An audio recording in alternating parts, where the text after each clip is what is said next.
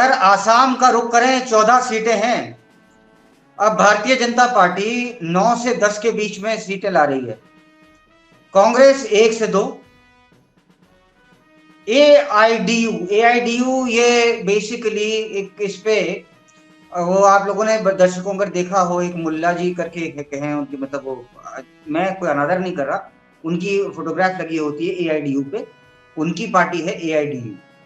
तो उनकी पार्टी है वो 1 से 2 सीटें ला रही है, कांग्रेस 1 से 2, 9 से 10 भारतीय जनता पार्टी, अदर 0, आसाम 14। ये धीरज जी बोलो बोलो। जी हाँ, नहीं मैं आपसे एक बात जानना चाह रहा था कि आप मेरे सीनियर हैं, अगर 90s या अर्ली 90s का, अगर आप जैसे इंडिया का अगर टूर देखते थे ना, बाहर का, ऑस्ट्रेलिया का या इंग्लैंड का या साउथ अफ्रीका का फॉर दैट स्टे, तो ऐसे होता था जैसे आसाम 14, वैसे आसाम 14, सचिन तेंदुलकर 9 से 10, बाकी उसके बाद में नयन मोगिया कांग्रेस के रूप में, एआईडीयू में आप दूसरे मोहम्मद अजरुद्दीन मान लीजिए।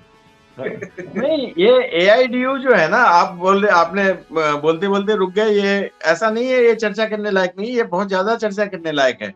कानूनन इसको सजा होनी चाहिए। ये एक क्रिमिनल माइंडसेट का आदमी है इसको, अच्छा, और बांग्लादेशी भी है, और उन्हीं के वोट पर जीता है। इसकी जांच होनी चाहिए प्रॉपरली। और इसको जो एआईडीयू का जो वो है, पहले कांग्रेस में था और तुष्टीकरण की राजनीति से उभरा हुआ आदमी है, और वहां चूंकि बांग्लादेशी घुसपैठिए बहुत ज्यादा थे तो उनके बीच में ये उभरा है। और इसे राजनीति में तो बिल्कुल ही नहीं बढ़ावा देना चाहिए था। लेकिन चलिए, अब जनतंत्र है और कोर्ट तंत्र भी है, तो इसलिए हम लोग इस पर नहीं सर, अभी ये कैसा जनतंत्र है कि जो व्यक्ति भारत का विभाजन चाहता है, ये मतलब सोच रहा था सर, और ये दर्शकों से प्रश्न है कि ये कैसा जनतंत्र है, जो व्यक्ति भारत का विभाजन चाहता है उसका भी एक वोट है, हाँ, जो व्यक्ति और भारत को उसको अखंड रखना चाहता है, संसद में प्रेम आने का करता है मौका मिलेगा, उसका भी एक वोट है। और उसको संसद जी में आने सर। का मौका मिलेगा। सबसे बड़ी बात यह है। हाँ और इस पर जो कुछ यूट्यूबर हैं, कुछ विचारक हैं तथाकथित, उनका कहता है कि भारत दोस्तों, तानाशाह आ गया, भारत में डिक्टेटरशिप आ गया। ये डिक्टेटरशिप है। देखिए, ये डिक्टेटरशिप का नतीजा कि ऐसे ऐसे जो देशद्रोही हैं उनको भी संसद में आने का मौका मिल रहा है। तो खैर, हाँ, तो देखिए ये आगे क्या होता है। डिक्टेटरशिप है। हम्म। ये तो मेरे अब हिसाब से तो बड़ा दुर्भाग्य का क्षण होगा अगर ये जीतता है कुछ तो। अब अगला ये हम लोग पूरे नॉर्थ ईस्ट को एक साथ ले रहे हैं कि नॉर्थ ईस्ट के छोटे छोटे राज्यों को हर एक को अलग अलग डिफाइन करना बहुत मुश्किल होगा, इसलिए पूरा नॉर्थ ईस्ट एक साथ ले रहे हैं, अदर तो than sir Assam. North east में कुल मिलाकर के जो है नॉर्थ ईस्ट में सेवन सिस्टर्स और इवन अरुणाचल प्रदेश वगैरह का हम अगर लें तो सर 6 कुल मिला के 11 सीटें हैं।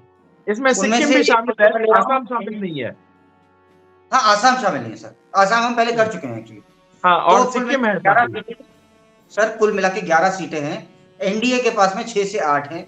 वो नॉर्थ ईस्ट मतलब जैसे बीजेपी मानी पार्टी कहाँ की जाती थी सर, बीजेपी पार्टी मानी जाती थी हिंदी स्पीकिंग बेल्ट की, हाँ, मगर बीजेपी अब अपनी प्रेजेंस शो कर रही है नॉन हिंदी स्पीकिंग बेल्ट में भी।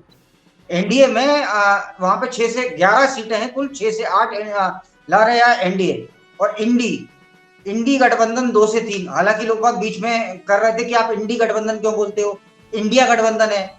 मैंने कहा यार कल को अगर बोलना पड़े इंडिया हार गया कितना बुरा लगेगा, तुम्हें तो शर्म आ नहीं रही है जीत गिरने के चक्कर, नहीं, यहाँ हमें तो शर्म हमारे मैं आपको बताऊं कि ये सब इलाके जो हैं वो कांग्रेस के ऐसे गढ़ माने जाते थे कि मनमोहन सिंह जब दिल्ली से चुनाव हारे तो उनको प्रधानमंत्री के तौर पर बचाए रखने के लिए इसी नॉर्थ ईस्ट के असम से उनको लड़वाया गया और उनको राज्यसभा में भेजा गया।